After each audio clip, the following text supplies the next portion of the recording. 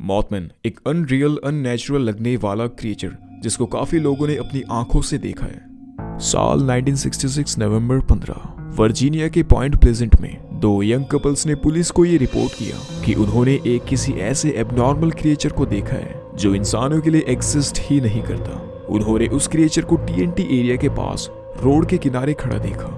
Roger और Linda स्केरबरी, Steven और Mary maleate उन दोनों कपल्स के नाम थे। उनके हिसाब से वो क्रिएचर लंबा और मस्क्यूलर था, जिसकी हाइट 7 फीट और विंग्स 10 फीट बड़े थे। उसकी हिप्नोटिक लाल आंखों की वजह से वो उसका चेहरा नहीं देख पाए।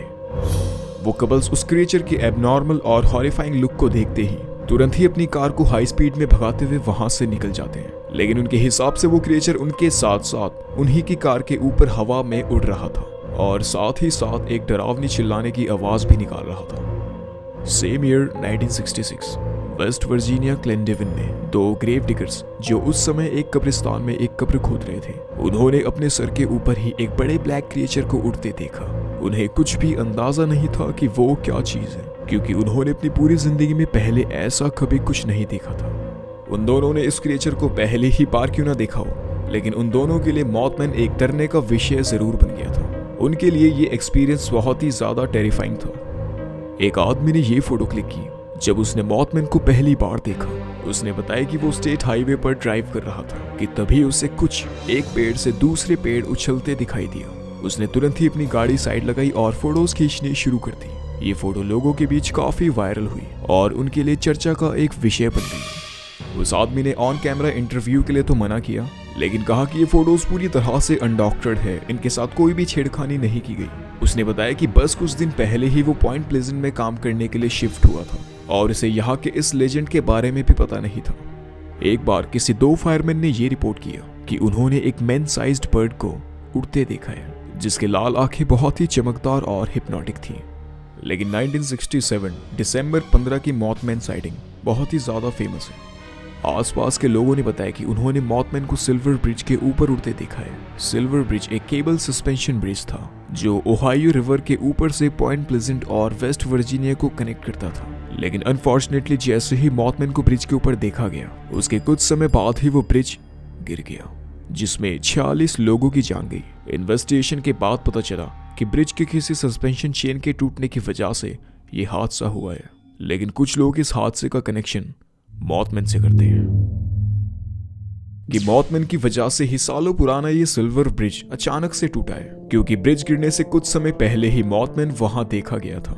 इसलिए लोग मॉथमैन को एक अपशगुन मानते हैं, क्योंकि सिल्वर ब्रिज के अलावा भी मॉथमैन कुछ और हादसों के टाइमलाइन के आसपास देखा गया है, जैसे कि कुछ अर्थक्वेक्स, सुनामीज और यहाँ तक कि 9/11 अटैक भी। ऐसे ही न जाने कितने लोगों ने मॉथमैन की साइटिंग्स रिपोर्ट की है। 1966 से 67 के बीच में साल भर में ही लगभग 100 से ज्यादा लोगों ने मॉथमैन को देखने का दावा किया है और कुछ लोग तो मॉथमैन की साइटिंग्स को रिपोर्ट करने से भी डर रहे थे, इसलिए एक्चुअल नंबर इससे भी ज्यादा हो सकता है। मॉथमैन एक 7 फीट लंबा क्रिएचर जिसके विंग्स 10 फीट तक बड़े होते हैं। ये क्रिएचर काफी मस्कुलर होता है, लेकिन उसकी पूरी बॉडी ग्रेइश फर से ढकी रहती है, जिसकी रेडिश चमकती आंखें किसी को भी डरा सकती है। मॉथमैन जाना जाता है अपनी स्पीड के लिए। मॉथमैन इतनी तेजी से उड़ता है कि वो किसी भी फास्ट मूविंग व्हीकल को आराम से ओवरटेक कर सकता है। साल 1966 में मॉथमैन की कुछ शुरुआती साइटिंग्स होते ही क्रिएचर को लेकर सभी बातें आग की तरह फैलने लगी। शुरुआत में लोकल न्यूज़पेपर ने मॉथमैन की साइटिंग्स की खबर को फैलाने में बहुत मदद की, जिसके बाद नेशनल प्रेस और 1970s में मॉथमैन पर एक पूरी बुक भी लिखी गई। उसके बाद 2002 में एक फिल्म और 2024 में ये वीडियो। इस तरह से ये लोकल लेजेंड धीरे धीरे पूरी दुनिया में फेमस हुआ। उस समय वहां बैटमैन टीवी सीरीज काफी पॉपुलर था, तो माना जाता है कि हीरो बैटमैन और विलन मॉथ के कॉमिक बुक इन्फ्लुएंस की वजह से क्रिएचर को नाम दिया गया है मॉथमैन। लेकिन किसी भी कहानी को लेकर लोग हमेशा से ही दो बेसिक पार्ट्स में डिवाइडेड होते हैं, एक कहानी को मानने वाले और दूसरे ना मानने वाले। तो ना मानने वाले लोगों का मॉथमैन को लेकर ये मानना था कि असल में ये कोई पैरानॉर्मल या फिर कुछ अजीब सुपरनैचुरल क्रिएचर नहीं है और ये ना ही कोई सो कॉल्ड मॉथमैन है। उनके हिसाब से ये क्रिएचर सिर्फ एक सैंड हिल क्रेन है जो माइग्रेशन के दौरान यहाँ तक पहुंचा होगा, लेकिन अब अपना रास्ता भटक चुका है। कुछ लोगों का ये भी मानना था कि मॉथमैन एक एलियन है जिसके पास सुपर नेचुरल पावर्स हैं, और कुछ का मानना था कि ये कोई पुराने समय का विलुप्त हो चुका जानवर है। ऐसे ही लोगों ने, रिसर्चर्स ने और रिपोर्टर्स ने मॉथमैन को लेकर अपनी अपनी थ्योरीज दी, लेकिन मॉथमैन असल में क्या है इसका कभी किसी को पता नहीं चल सका और ना ही चल सकता। आज के समय में पॉइंट प्लेजेंट में हर साल मॉथमैन के नाम पर एक त्योहार मनाया जाता है और शहर में मॉथमैन का एक बड़ा मेटेलिक स्टैचू भी बनाया गया है। मॉथमैन के नाम पर फेस्टिवल को एक मेले की तरह मनाया जाता है, जिसमें हर साल हजारों लोग सेलिब्रेशन करने आते हैं, और मॉथमैन को लेकर शहर में पूरा एक म्यूजियम भी बनाया गया है जहां मॉथमैन के बारे में सभी इंफॉर्मेशन मौजूद है। अब वेस्ट वर्जीनिया में ही पॉइंट प्लेजेंट से थोड़ा दूर हार्पर वैली को हॉन्ट करता है स्नैरली यू।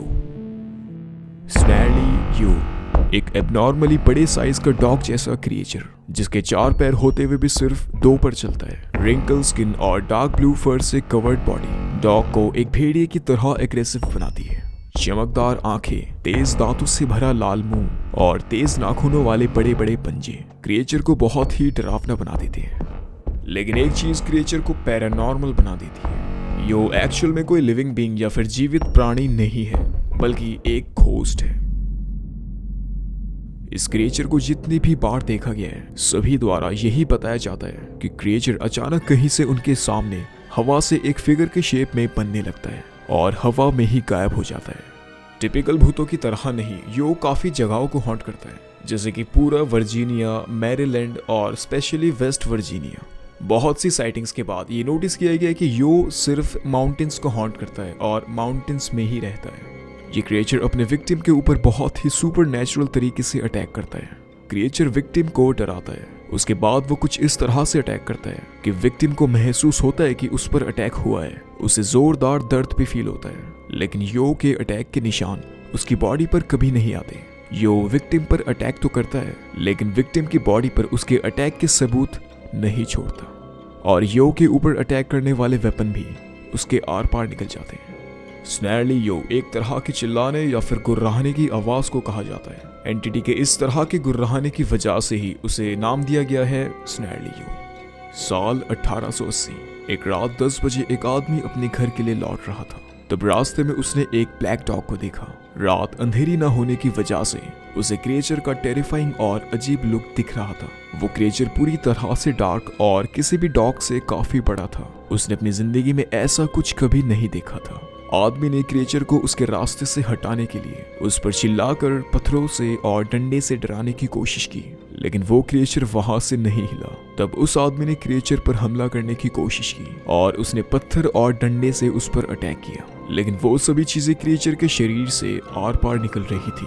तब रिस्पॉन्स में क्रिएचर ने भी उस पर अटैक कर दिया और आदमी को बहुत दर्द महसूस हुआ, लेकिन जैसे उसने अपने चोट के निशानों की ओर देखा, तब उसे अपने शरीर पर कोई भी अटैक के निशान नहीं दिखाई दिए और वो वहां से भाग गया। अमेरिकन सिविल वॉर के एरा में ये बात बहुत फेमस थी कि साउथ माउंटेन समिट को एक ब्लैक डॉग की शैडो हॉन्ट करती है।